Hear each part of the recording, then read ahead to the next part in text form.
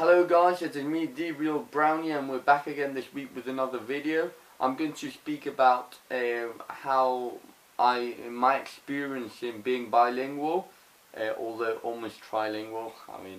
I speak perfect English. Hablo español perfectamente. Si sabéis español, me entenderéis. Und ich spreche ein bisschen Deutsch, aber ein bisschen schlecht. So my German is not that great, but I can speak it a bit. I've done 5 years or so, 1 or 2 hours a week, so it's pretty good. The only problem is I haven't really spoken much German in the last year or so, as I'm in uni. Well, I'm going to speak about what are some really good things and also some bad things about being bilingual, and so let's get on with it. Well, the best thing of them all, knowing these languages and being bilingual, is just to be able to communicate with so many people, and just almost anywhere in the world you'll always find people who are able to speak English or Spanish at least, and if there is a case that they don't speak either, I may be able to speak with them in German. So that is the biggest advantage of them all. Second best thing is that, for example, if I'm going to England and I'm going with a friend who also speaks Spanish, and I don't want the people around me to know what we're speaking about, I can just speak Spanish and almost nobody will understand me, which is quite good in some occasions. And the same thing happens here, maybe speaking in German or maybe even English. If you put on a bit of a strong accent and that, even though most people here in Spain know English, but if you have a strong accent and that, they definitely won't understand you. Third thing, there is some problems to it. For example, sometimes you just start forgetting words in some language and just almost replacing them in the other language, and those problems when you're speaking with somebody who also speaks 2 or 3 languages, that you start changing the language in which you are speaking constantly. So I might be speaking to a friend who also speaks English and Spanish perfectly. In our conversation, we'll change of the language we're speaking in like 5 times, 6 times, just many times.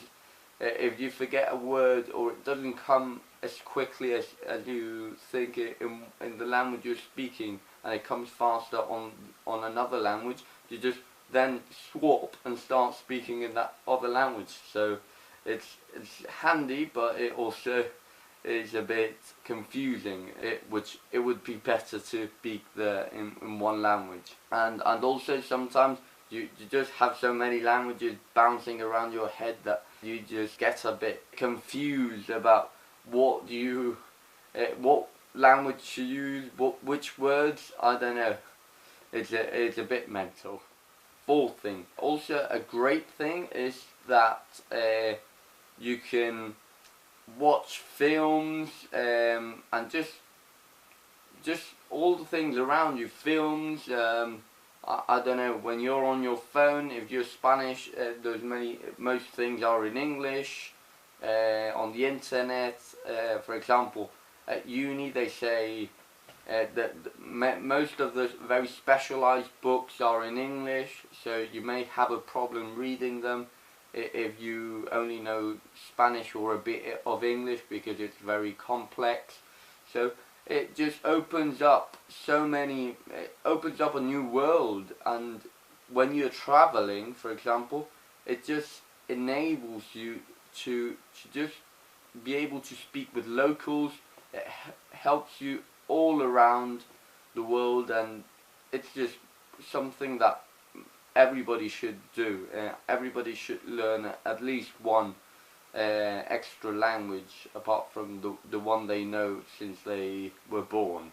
And for example, if you want to go to live abroad, you've got it so difficult if you don't know the language of the country you're going to go, and it just helps you so much knowing the local language. You can just ask for directions, you can just meet new people, because if you can't even communicate with them, it makes it a lot more difficult.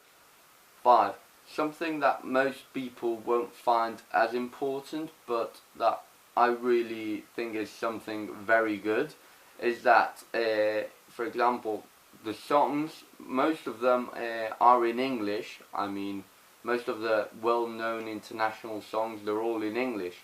And if you don't know English, you may try to sing them along, or you may even know the lyrics to them, but you don't understand what the song says, and then you just have to try and search it on the internet and just waste a lot of time.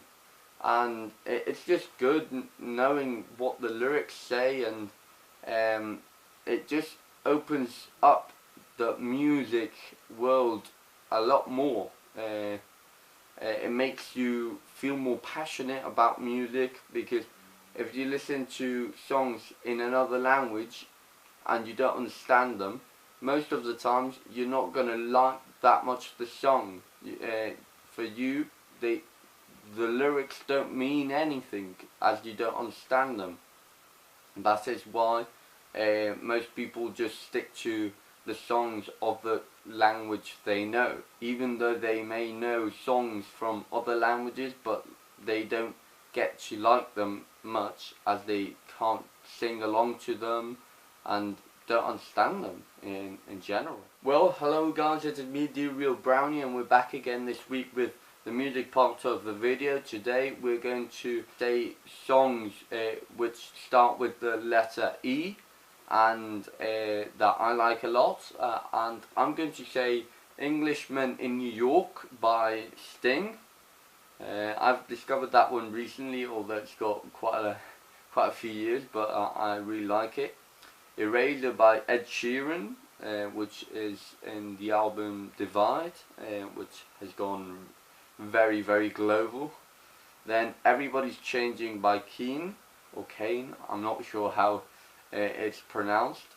And then Every Breath You Take by The Police, which I just really love The Police, and I've always liked that song. Well, that's been all for today. Hope you've enjoyed the video. Subscribe, comment, and tell me what languages do you speak, and what are the problems or things you find that are brilliant when you know other languages. Comment down below, turn on notifications, keep working, and see you next week with another video. Bye.